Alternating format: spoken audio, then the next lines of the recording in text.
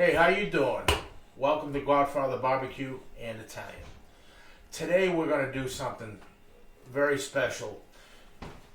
It's short rib ragu, and it's funny. People ask, they've asked for this recipe for me to do it on YouTube, and I got to thinking, it's like when a lot of folks go into a restaurant and they see it on a menu, they think it's this big exquisite production because of the sound of it, right? Ragu. Good news is it's probably the simplest thing you'll ever make, and it's absolutely delicious. It's probably in the top 3 of our family's favorite, and everybody that I've ever made it for always claims that. So anyway, I'm going to go over the ingredients real quick. Tomatoes, as far as they go, I'm using crushed tomatoes. I get 2 28-ounce cans. These are chunky style crushed from Pastine. They're very good.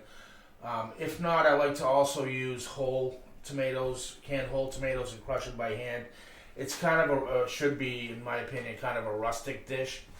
So, chunkier stuff, but anything will work. It's a matter of personal preference. But in today's case, 2 cans of crushed tomatoes, 28 ounces, some extra virgin olive oil.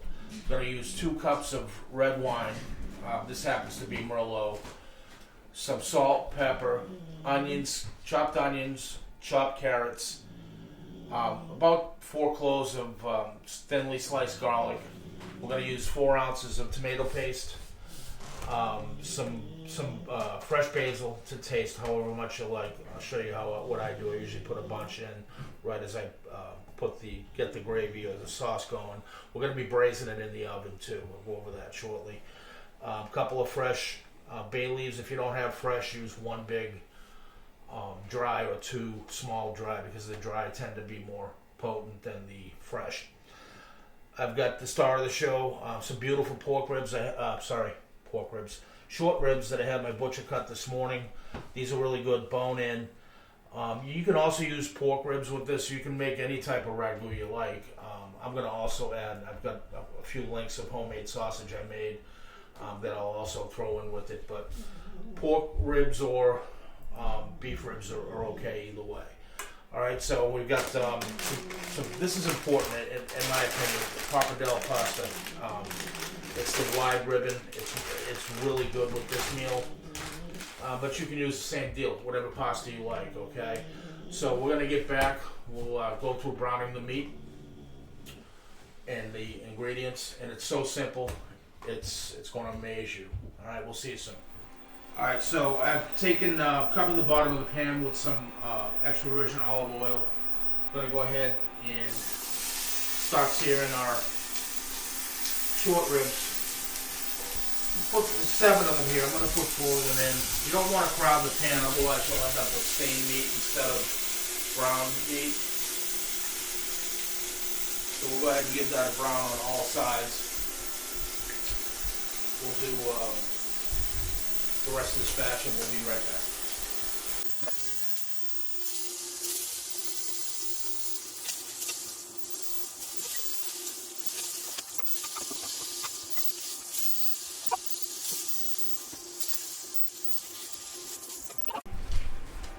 Alright, so we're going to, we've browned our meat off. That's exactly how it should look. You just want to brown it. You don't need to really sear it. Just want to seal those juices in. So in with our onions. And our carrots. We'll save the garlic till this has sweated down for about 8-10 minutes or so. Add a little salt to help that process, especially the onions. It will help sweat them out. I just want to get them soft. I don't want to caramelize them. So we'll go ahead and let those go for about 10 minutes or so. Alright, so these have been sweating down. This is how they should look here. All the liquid should be pretty much out, and you should visually be able to see them getting soft. At this point, in goes the garlic. And this is just going to roll for about a minute or so. Basically, once you can smell it, the fragrance of it, it's ready for next step, which will be our paste.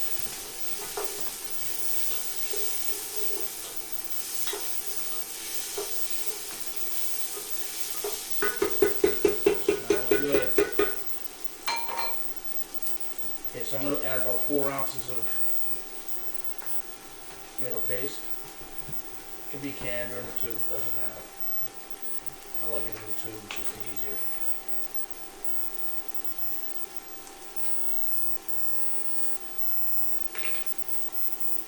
Okay, so we're going to let this incorporate a couple of minutes.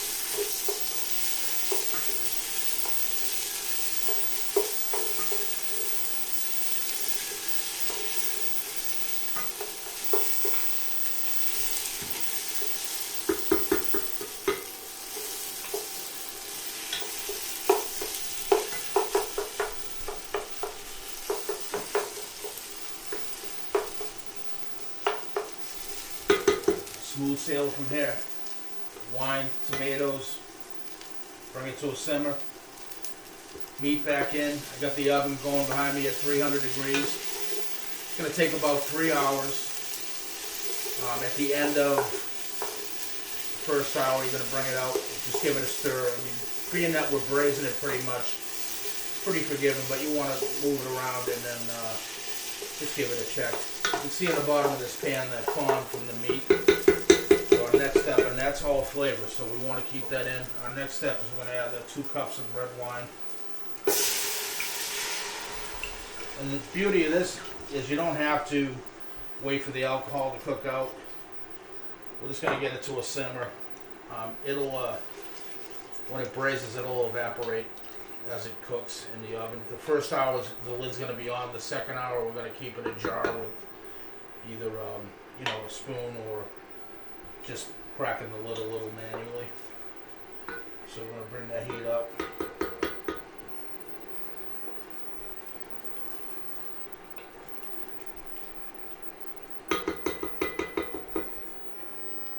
This induction cook is quick, you can already see it simmering. At this point, 2 cans of crushed tomatoes.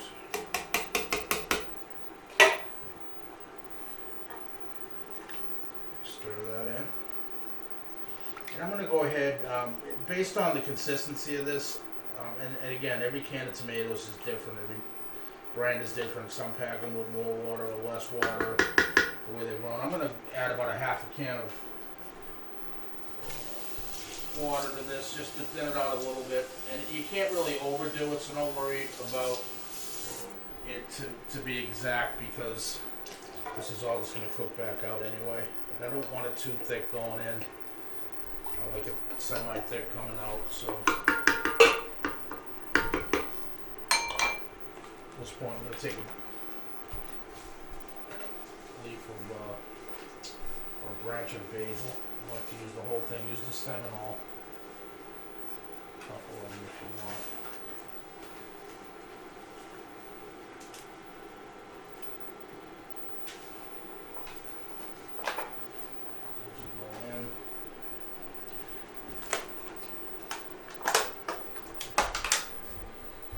Fresh bay leaves, 2 of those.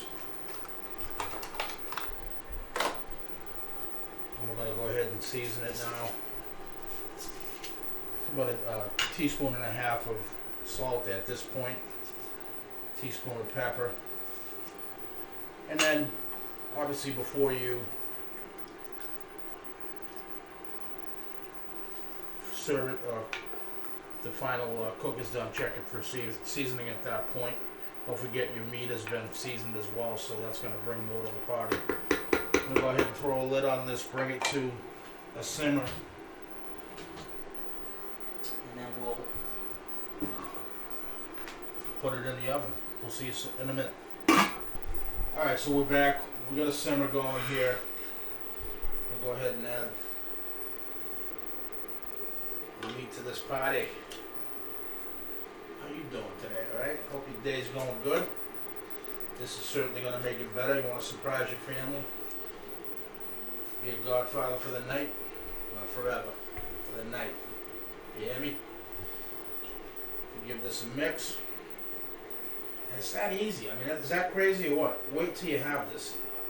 And, you know, I like the meat to the point where, you know, it's not completely shredding. It's just fork tender.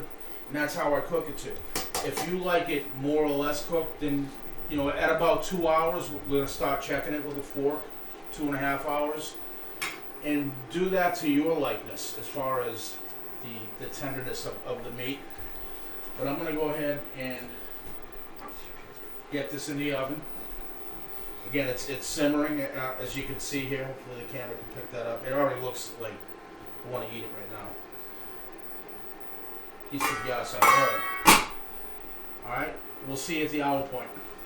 Alright, so we're back. I just pulled it out after the first hour. You can see it simmering away nice. I'm just going to give it a stir. I don't wish you could smell this over here. Smells good. Wow. Questo sabon. Tu qua mangiata. Oh, gee. Look at this.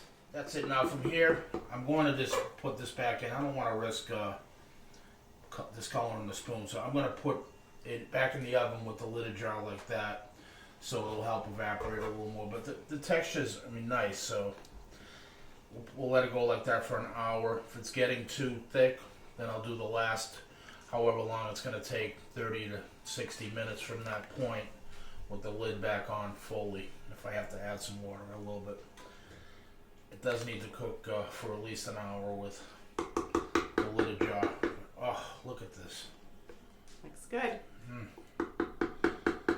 Alright, we'll see you in another hour. Alright folks, we're at the 2 hour point.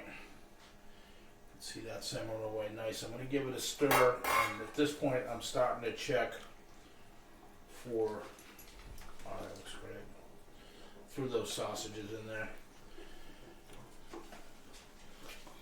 Nice too. So mix things up here.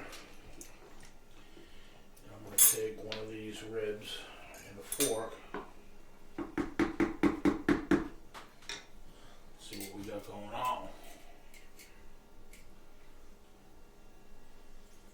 Alright, so they're getting there, but you see I can't put a fork all the way through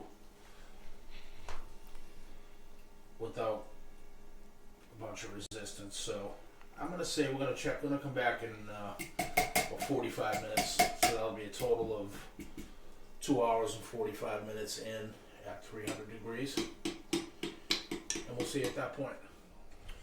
Alright, so we're back. It's been 3 hours. We're going to see what we got here. Oh yeah. I can already tell that's done. Give it a mix.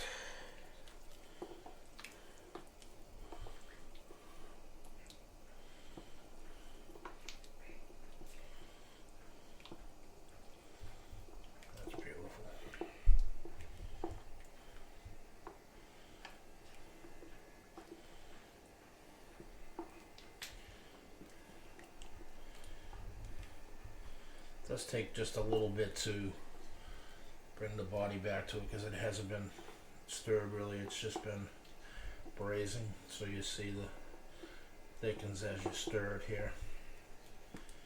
But I just want to show you the meat.